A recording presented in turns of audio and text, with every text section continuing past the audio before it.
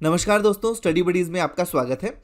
हम class 11th की political science की एनसीईआरटी डिस्कस कर रहे थे, जिसकी हम फर्स्ट बुक को डिस्कस कर रहे थे, जिसका नाम है भारत का संविधान, सिद्धांत और व्यवहार। ये वाली जो बुक है आपकी, इसके हम ऑलरेडी 5 चैप्टर्स को डिस्कस कर चुके हैं।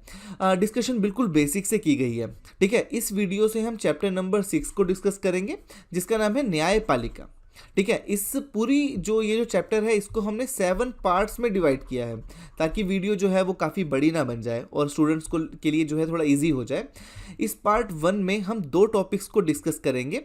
पहला टॉपिक रहेगा परिचय, यानी कि जो पूरे चैप्टर्स की जो बेसिक डिस्कशन है उसको हम डिस्कस करेंगे, जिससे कि हम अपना बेस को बना सकें चैप्टर का, एंड देन हम धीरे धीरे टॉपिक्स को बाकी डिस्कस करेंगे। सेकेंड टॉपिक रहेगा कि हमें स्वतंत्र न्यायपालिका क्यों चाहिए। ठीक है, ये हमारा इस पूरी डिस्कशन में रहेगा। इसके अलावा मैं आपको एक बात और बताना चाहता हूँ कि हमने क्लास 11th के स्टूडेंट्स के लिए एक क्वेश्चन एंड आंसर्स की सीरीज स्टार्ट की है, जिसमें जो स्टूडेंट्स के एग्जाम पॉइंट ऑफ व्यू से जितने भी लॉन्ग एंड शॉर्ट आंसर्स होंगे, क्वेश्चन आंसर्स, उसको हम कवर करेंगे, जिससे कि वो एग्जाम्स में अच्छा कर सकें। अगर आप वो कोर्स ज्वाइन करना चाहते हैं तो हमारी वेबसाइट studybuddies.com में आप लॉग इन कर सकते हैं और वहाँ पर आप ज्वाइन कर सकते हैं। अगर कोई भी कोर्स के रिगार्डिंग अगर आपको कोई क्वेरी हो या डाउट हो तो आप हमसे पूछ सकते हैं इस नंबर पे 8766318167। ठीक है, तो आइए अपनी डिस्कशन स्टार्ट करते हैं। आइए दोस्तों, डिस्कस करते हैं अपने चैप्टर नंबर 6 यानी कि न्यायपालिका।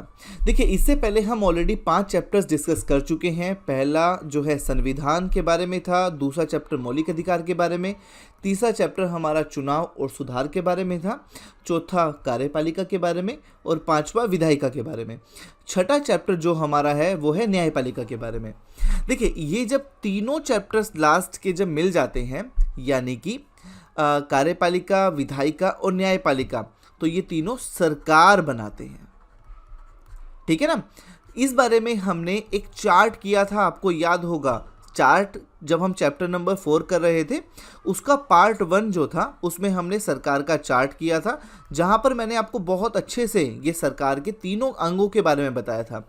अगर आपने वो नहीं किया है तो वो प्लीज़ ज़रूर कर लीजिए, आपके लिए बहुत बेनिफिशियल रहेगा। ठीक है, आगे बढ़ने से पहले एक छोटा सा 2 स्टूडेंट्स ने कमेंट किए थे, वो 30 सेकंड में उनके डाउट्स क्लियर करते हैं एंड देन आगे बढ़ते हैं। 2 डाउट्स थे उनके। पहला ये था कि अभी तक ना हम अपने 5 चैप्टर्स क्लियर कर चुके हैं, मतलब कवर कर चुके हैं वीडियोज़ में, और उनको कुछ पार्ट्स में डिवाइड किया गया था।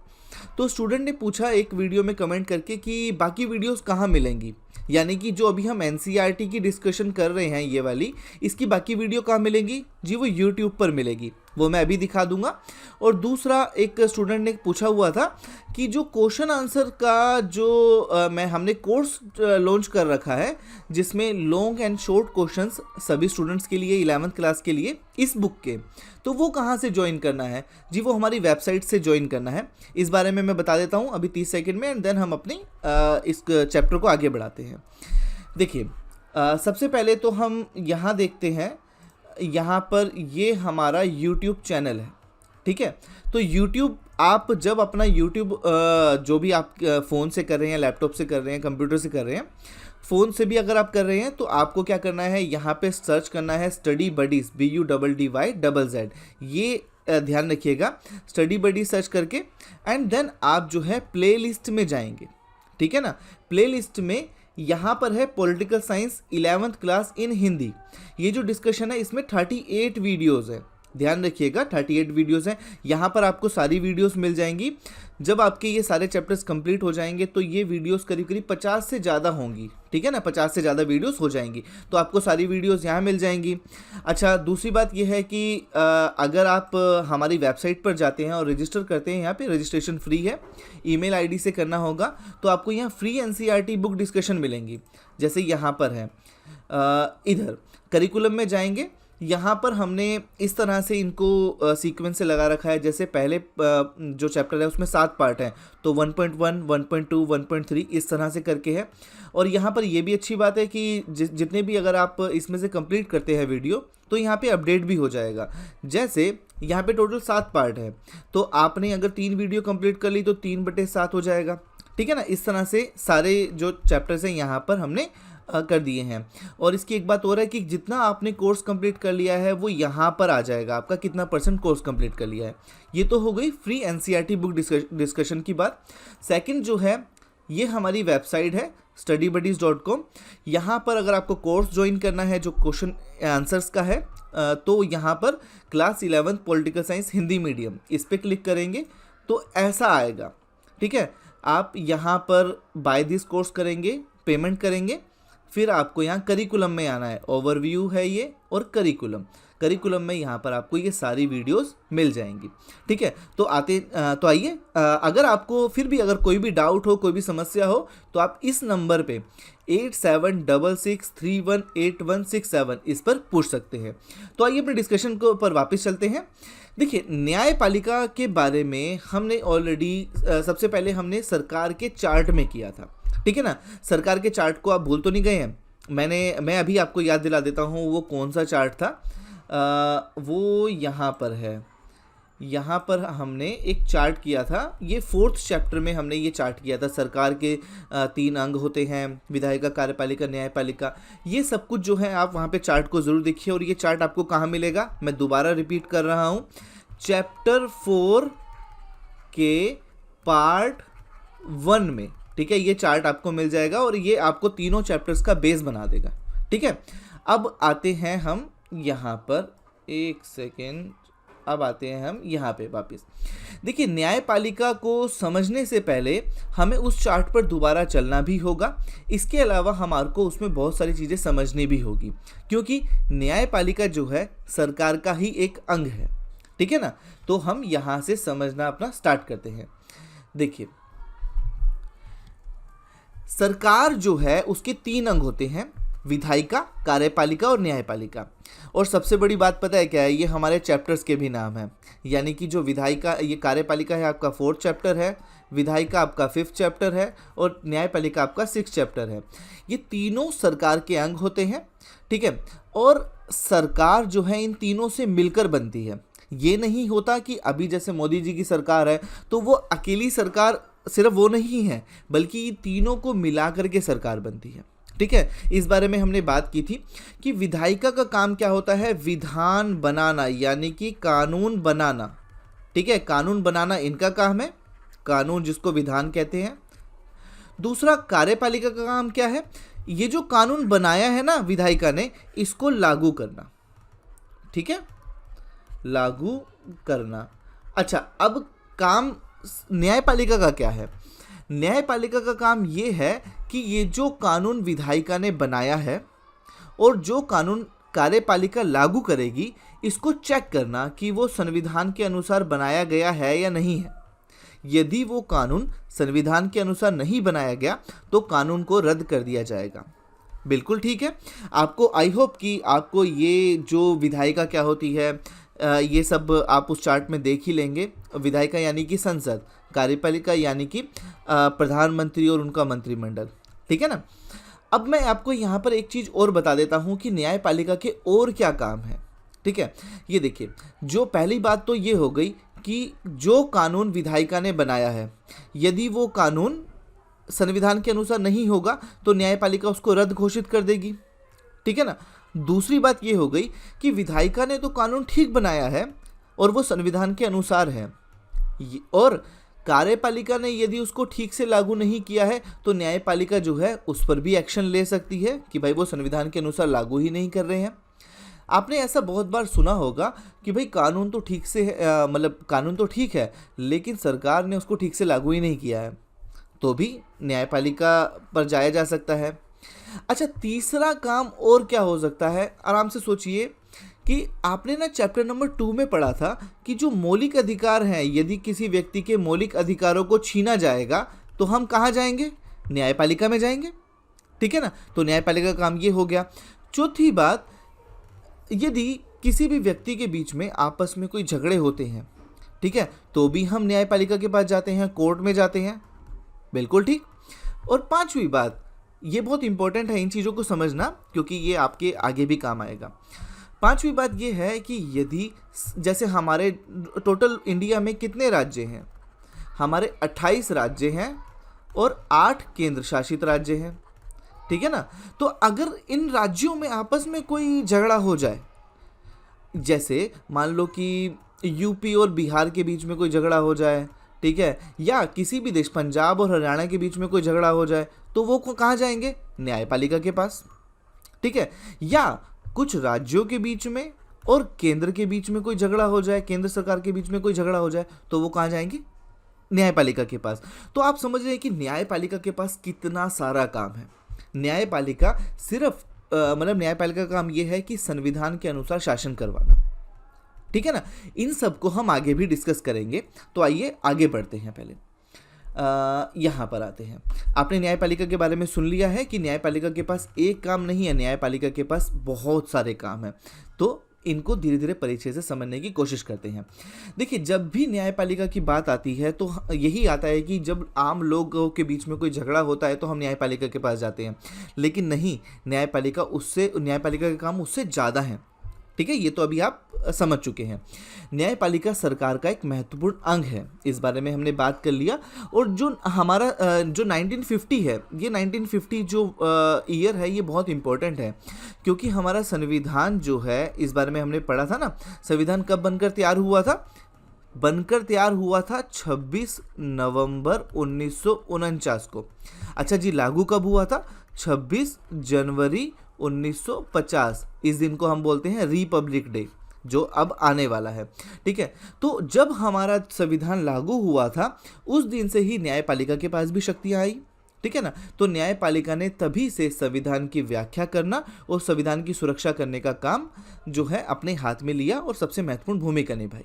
बात समझ रहे हैं कि भाई देखिए, जब से संविधान बनेगा उसके बाद तो वो संविधान लागू होगा ना। तो भाई न्यायपालिका को काम दिया है कि संविधान के अनुसार शासन चलाना।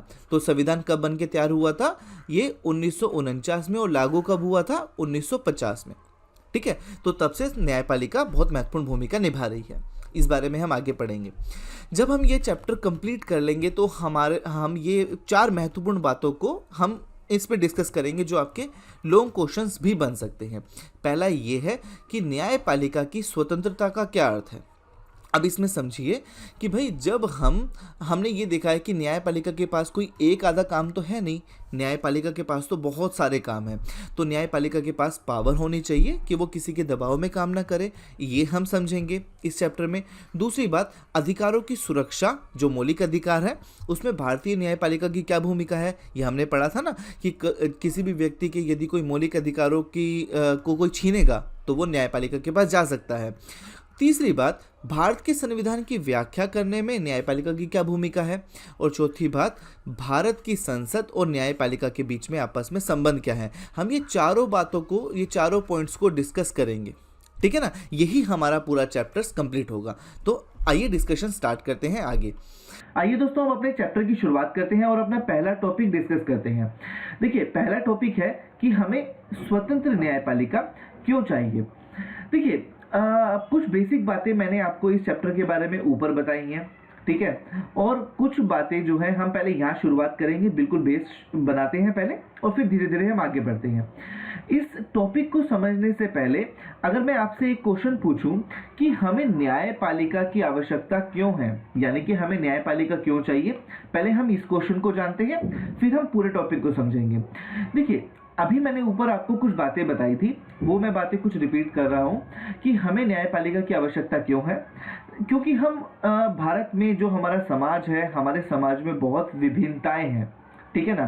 तो यहाँ पे लोगों के अलग अलग धर्म है, जातियाँ हैं, रिवाज हैं, कल्चर है, पसंद है अलग अलग, और भी बहुत तरह की विभिन्नताएं हैं। तो आपस में विवाद तो होंगे ही होंगे। अच्छा, उन विवादों को निपटारे के लिए हम कहाँ जाएंगे? कहीं तो जाना होगा ना, कि कोई संस्था हमारे उन विवादों को सॉल्व करे, तो हम कोर्ट जाएंगे, ठीक है ना। तो हमें इसलिए चाहिए।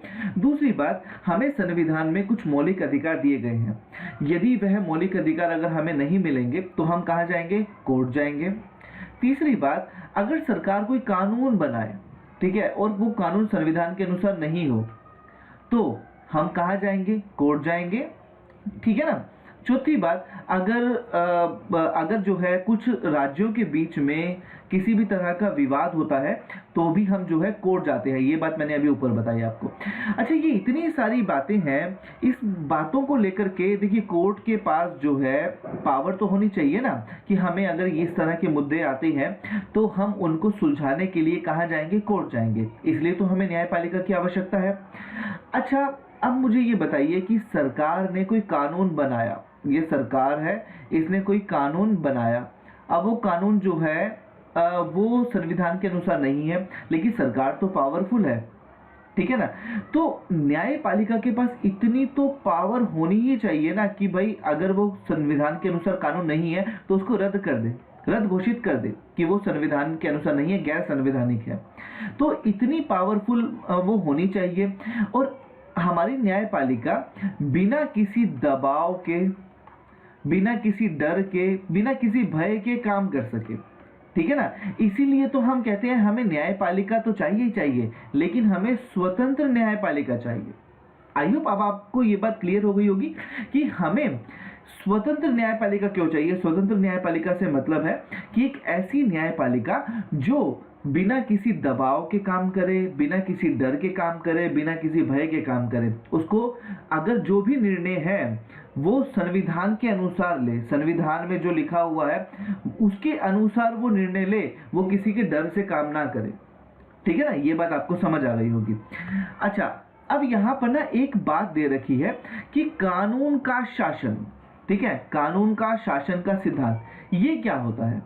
अब मुझे एक बात बताइए कि कानून जो है वो बनाएगा कौन, सरकार, ठीक है। अब सरकार बनाएगी कानून, ठीक है, कानून बनाएगी सरकार, और कानून सरकार जो बनाएगी वो संविधान के अनुसार ही बनाएगी। अगर संविधान के अनुसार नहीं होगा तो भैया उस कानून को रद्द कर दिया जाएगा। बिल्कुल ठीक है। कानून के शासन का मतलब है कि एक ऐसा कानून होगा जो कि बिना किसी भेदभाव के बनाया जाएगा। उस कानून को बनाने में किसी तरह का भेदभाव नहीं किया जाएगा, ना जाति के आधार पे, ना धर्म के आधार पर, और ना स्त्री पुरुष के आधार पर, ना किसी और आधारों पर, ठीक है। अब वो कानून सभी लोगों के ऊपर बराबरी से लागू होगा। इसी को हम बोलते हैं समानता का सिद्धांत। समानता का मतलब है कि कानून की नजर में सभी लोग बराबर हैं, ठीक है, उस चाहे वो अमीर हो या गरीब हो। इसी को हम बोलते हैं कानून का शासन। अब भाई कोई तो एक ऐसी संस्था चाहिए ना जो इस कानून के शासन को लागू करवाए, ठीक है, और उस कानून के शासन को बनाए रखे। तो वही, इसीलिए हमें जो है एक स्वतंत्र न्यायपालिका चाहिए। देखिए, इसको मैं एक बार और भी आपको ठीक से बता दूंगा। सबसे पहले हम एक एग्जाम्पल से समझते हैं, शायद वो एग्जाम्पल जो है इस समय काम आए। देखिए, यही एग्जाम्पल है, इसको समझते हैं। देखिए, यहाँ पर क्रिकेट टीम का एक एग्जाम्पल दिया गया है। ये दोनों पर्सन, ये पर्सन और ये पर्सन जो है बैटिंग कर रहे हैं, और ये वाले और ये वाले एंड ये वाले बंदे जो हैं ये फील्डिंग कर रहे हैं। तो ये टीम ए हो गई जो बैटिंग कर रही है, और ये फील्डिंग वाले टीम बी हो गए, ठीक है। अब ये पर्सन कौन है, ये जो यहाँ पर अंपायर है। इन अंपायर का काम क्या है, अंपायर का काम है न्यायाधीश का काम, न्यायाधीश यानी कि जज का काम है एक तरह से। अब मैं आपको बताता हूं कैसे, समझने के लिए हम ये समझते हैं। देखिए, अब भाई ये क्रिकेट खेल रहे हैं, तो क्रिकेट खेलने के लिए कुछ रूल्स तो होंगे ना, कुछ रूल्स होंगे, कुछ नियम होंगे, कुछ कानून होंगे। कि रूल्स का मतलब है कि भाई अगर मतलब उसमें जो है रन कब माना जाएगा, आउट कब माना जाएगा, एलबीडब्ल्यू जो है वो क्या होता है, आउट कब होंगे, एम्पायर के पास क्या क्या पावर होंगी, भाई वो सभी किसी न किसी रूल्स में लिखी होंगी ना। उन्हीं रूल्स के आधार पर, यानी कि उस रूल को आप मान लो कानून, उस कानून के आधार पर ही ये गेम चलेगी, ठीक है ना। ये जो ए और बी टीम जो है गेम खेलेंगी क्रिकेट की, उस रूल्स के अकॉर्डिंग खेलेंगी। और ये एम्पायर ये देखेंगे कि इस रूल का कि क्या पालन हो रहा है नहीं हो रहा है, यानी कि ये जो कानून का शासन है, ठीक है ना, ये कानून का शासन चल रहा है नहीं चल रहा है, कहीं ऐसा तो नहीं है कि कोई गड़बड़ कर रहा है, कोई चीटिंग कर रहा है। उनका काम है, ये जो ये अंपायर है ये इनका काम है, ठीक है ना। ये बात समझ गए आप। ये काम जो है एम्पायर का है कि वो कानून का शासन चलता रहे और कोई भी जो है वहां पर चीटिंग ना करे। अब आप समझ गए। देखिए यहीं पर मैं आपको इसी बात को 10-15 सेकंड में जो है मैं आपको समझा देता हूँ। देखिए हमारे समाज में बहुत सारी विभिन्नताएं हैं और उसमें समाज के लोगों के बीच में कोई भी विवाद होंगे तो हमें न्यायपालिका की जो है आवश्यकता होगी। हम वहां जाए और न्यायपालिका में जाकर के अपने विवादों को निपटारा कर सकें।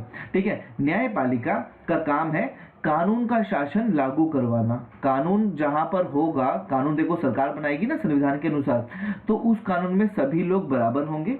ठीक है, तो इसको बोलेंगे कानून का शासन। उस कानून के अंदर समानता का सिद्धांत अपनाया जाएगा। समानता यानी सभी लोग उसमें बराबर होंगे, किसी के साथ भेदभाव नहीं किया जाएगा। तो न्यायपालिका की क्या भूमिका है कि वह कानून का शासन जो है उसकी रक्षा करे और कानून की सर्वोच्चता को सुनिश्चित करे कि कानून से बढ़कर कोई नहीं है, कानून का शासन बनाए रखना जरूरी है। तो इसीलिए हमें स्वतंत्र न्यायपालिका की आवश्यकता है। ठीक है ना, ये बात अब आप समझ गए होंगे। मैंने बहुत डीप में कोशिश की है समझाने की। तो अब हम आगे समझेंगे कि ये स्वतंत्र न्यायपालिका होती क्या है, इसका अर्थ क्या है और न्यायपालिका की स्वतंत्रता कैसे सुनिश्चित की जाती है। ठीक है,